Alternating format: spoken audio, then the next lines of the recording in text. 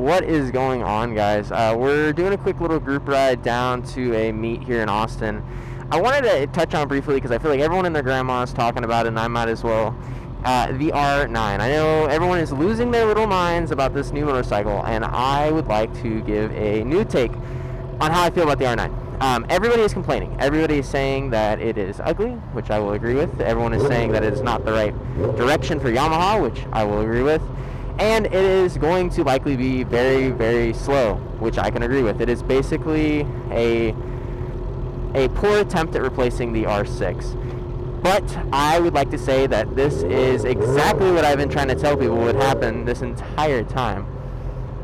You guys are not buying inline 4 600cc and 1000cc bikes at all. So what do you expect?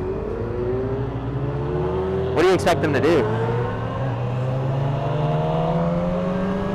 You expect them to just keep making these bikes that nobody's buying. I was just like what happened with the R7. Everybody hated it.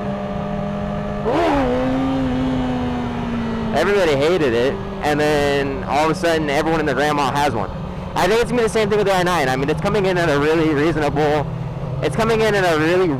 price of $12,500, and that is dirt cheap, especially for somebody who wants one of these little sport bikes. Obviously, at that price point, you could get a 6R, but I think the R9 is going to be for people. Oh, I know. I think the R9 is going to be that safe point for people who want a little bit more of a street-oriented bike. Obviously, it's going to have a more linear power band than these 600cc bikes. It's going to be the exact same thing as the R7, where once again everybody hated it, and then all of a sudden everybody has one. Until you guys start buying these 4-cylinder bikes, I don't understand why everybody gets so mad when people stop making them. It's the same thing with cars. Everyone's complaining that manuals are dying. Well, start buying manual cars, and then they'll keep making them. But in reality, what's going to happen is exactly what I've been expecting to happen this entire time. It's going to be the death of the 4-cylinder engine. We're going to lose these 600 and 1000cc bikes, other than probably the hypersport category with our S1Ks, and maybe they'll keep an R1M. But the way everything's looking, guys, if we don't start actually buying these bikes and making it economically feasible for them to keep fighting these harsher and harsher environmental sanctions that motor vehicles are receiving, it's just not going to happen. We're going to lose this beautiful, beautiful machine, which is the 4-cylinder. There's nothing better than not having any power until 9,000 RPM, and then all of a sudden you open up the gates of hell. There's nothing else like it. And I'm sad to see it go. We are quite literally watching motorsports, for the street at least, die. Obviously, we still have these bikes available in track variants, but that's not the same. We can all pretty much agree there. So if you guys actually hate the R9, if you guys actually can't stand it, and you guys think it's the ugliest thing ever, then tell me why half of you are going to buy it. Half of you are going to buy it when it comes out, and you're going to make a million excuses. People are already putting down allocations as jokes. Let's be real now. You guys actually like the bike. You guys like the idea of an R9. It's just popular right now to hate it. And honestly, with the KYT suspension, with all the other, the Brembo brakes, with all the other goodies, I think it's going to be an absolute weapon. I think it's going to be so much fun. And that 124 horsepower, people are not realizing it might not sound like a lot, but I mean, that's still pretty fast. As long as you're not a straight line boy, you're going to be able to actually use that power on the track. And I think it's going to be a great intermediate track bike. Nothing will ever compare to these absolute demons on wheels. There's nothing better than hearing a 600 or 1000 rev up. Nothing. And I will stand by that. I will forever, ever love this bike.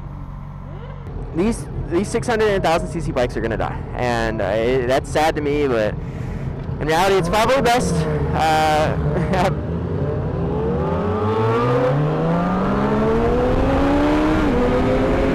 don't know. If you guys want to keep hating on the R9, go ahead. Obviously, my opinion is not as detrimental as some of these bigger creators. I just hope that you guys actually give it a fair chance. That you guys actually take it for what it is, which is a MT-09 with fairings. And that's going to be amazing for some people. I remember when the R7 came out, that is everyone's biggest gripe, is why are we waiting so long for a bike that disappoints us? But then we get it in our hands, and people are still riding R7s. I have a lot of friends that started on R7 and they never upgraded because more than enough. It is more than enough for the street, and it actually delivers power in a better fashion than these bikes. Because in reality, I can't use my power band until I am quite literally committing more felonies than I can count. And to me, that's fun. To me, I love this segment of motorsports so much that I'm okay with dealing with that. But a lot of these people aren't out here to do that. People don't have that dying love. They didn't grow up with these high-revving, high-strung bikes. So they don't care. They just want what's best. And in reality, an R7 and an R9 would probably be best for most people. I think the more variants we have in the scene, the better. I just hope that we don't end up losing the R1, because that is likely what's coming. If you think about the R7 with the R6, all of a sudden we don't have an R6 anymore, which deeply breaks my heart as an R6 fanboy, but it's because nobody was buying them. You can't really be mad at Yamaha and say that they're not innovating, or say that they're not trying new things, because they are. They're doing what makes them the most profit, because they are a for-profit company. So if you guys don't buy their bikes, don't be mad at them when they don't make them. It's that simple. It's literally that simple. But yeah, that's my honest take on the R9. I really think that it's a good thing. I think that it's cool. I think that it's going to entice a lot of people, and I think a lot of people are going to come riding into the 2025 season with them. I think that's when they come out. And people are already buying them. So don't be mad at Yamaha that they put out a bike that people want, and people are going to ride, and people are going to love. Because at the end of the day, it's Yamaha, and as a Yamaha fanboy, they really can't do any wrong. I'm going to actually end it right here, because my silly self forgot all of my lenses, and I think it is already likely too dark for this filter that I have on the camera right now. So I really, really appreciate you guys listening to me yap for literally 0.2 seconds about this topic that I don't want to overcover, because I feel like everyone else and their grandma has already done it. But let me know what you guys think. What do you think about the R9? Do you think I'm right where people are going to be riding it, or do you really think it's going to flop? Because I don't see it flopping. I think people are going to fall in love with it once they get their hands onto it. Other than that, I really, really do appreciate our Patreon members. Thank you so much to you guys. You guys are the reason why I can make these videos. You're the reason why I have everything. I really wouldn't be doing what I'm doing right now without Patreon. So thank you very much. And until next time, I will catch you later. Bye! I got a Baja Blast with ice, it was small, cause it was all the cash I had on hand. And the kid behind the window was in a good mood, so it put me in one too.